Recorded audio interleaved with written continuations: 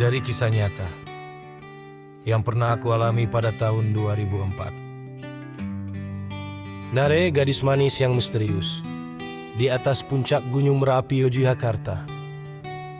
Pada suatu hari, bertepatan dengan malam 1 Muharram atau malam 1 Suro, aku diajak oleh seorang teman untuk mendaki ke puncak Gunung Merapi di Yogyakarta. Saat itu kami berangkat bertiga dari kota Solo menuju pos pemberangkatan di Selo, Boyolali untuk mendaki Gunung Merapi. Setibanya di pos pemberangkatan Selo itu, ternyata sudah berkumpul banyak sekali para pendaki lain yang berasal dari mana-mana. Kami semua lalu beristirahat di pos pemberangkatan tersebut.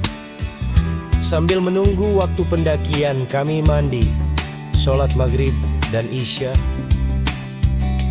serta makan.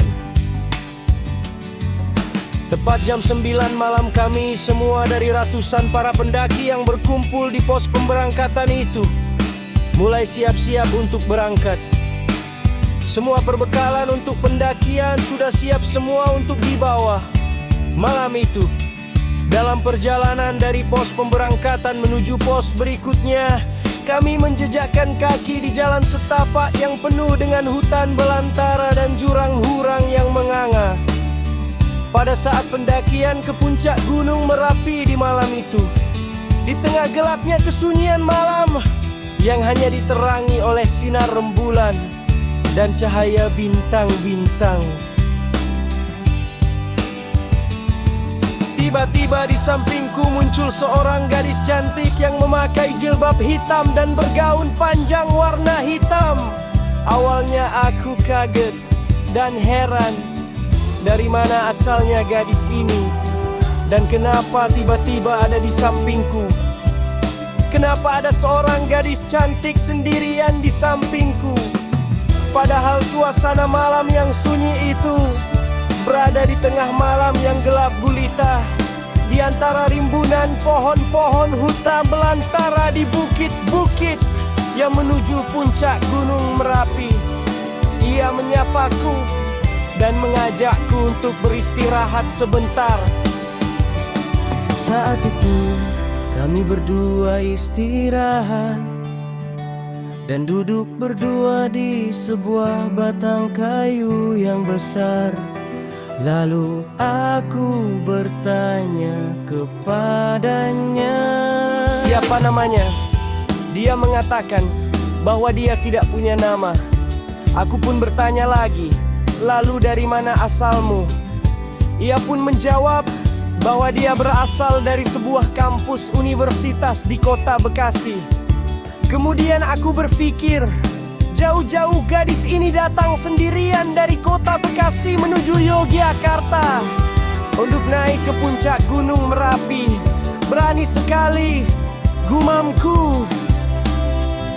Kemudian ia menunjuk ke arah bawah dan mengatakan kepadaku, "Lihatlah pemandangan.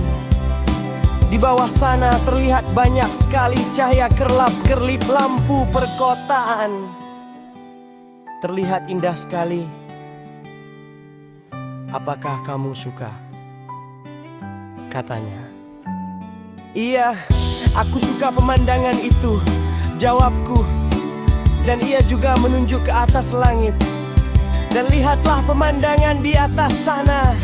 Juga banyak cahaya-cahaya miliaran bintang-bintang. Indah sekali ya," katanya kepadaku. "Iya, indah sekali," jawabku kepadanya. Lalu aku bertanya kepadanya, "Kenapa kamu berani sekali datang ke sini sendirian? Apakah kamu tidak takut?" "Tidak," jawabnya. Kemudian ia mengajak untuk melanjutkan pendakian kembali menuju ke atas gunung.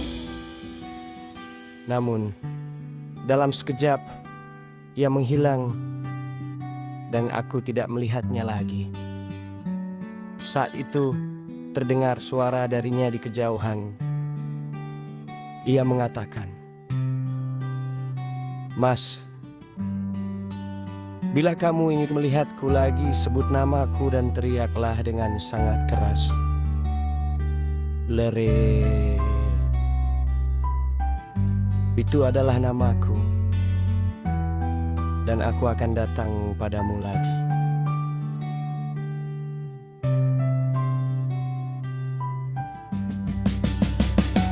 Aku heran, di tengah malam di jalan setapak, di tengah hutan belantara, kenapa ia muncul dan pergi begitu saja? Sementara teman-temanku yang lain sudah jauh di depan sana, meninggalkanku di belakang. Kemudian saat itu aku tidak melihatnya lagi, hingga waktu subuh tiba dan kami semua para pendaki telah sampai di pos 4.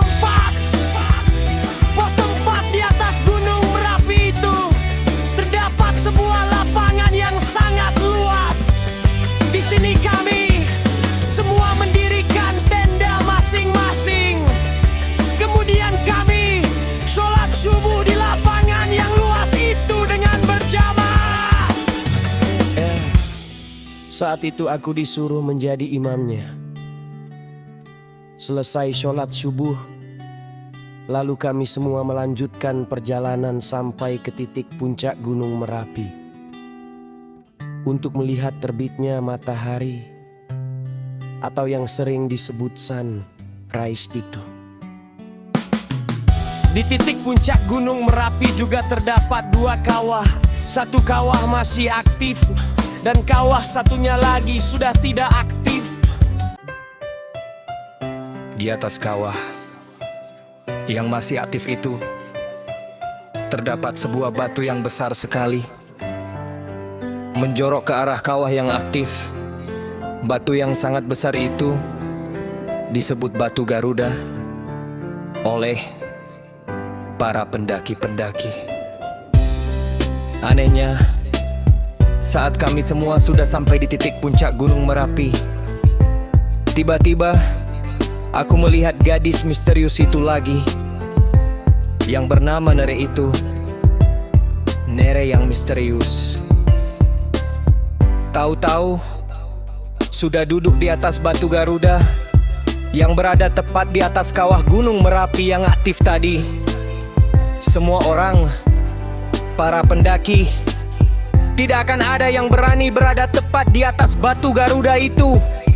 Tapi Nere yang misterius itu, seorang gadis misterius yang manis imut dan mungil itu, kenapa berani di atas Batu Garuda itu?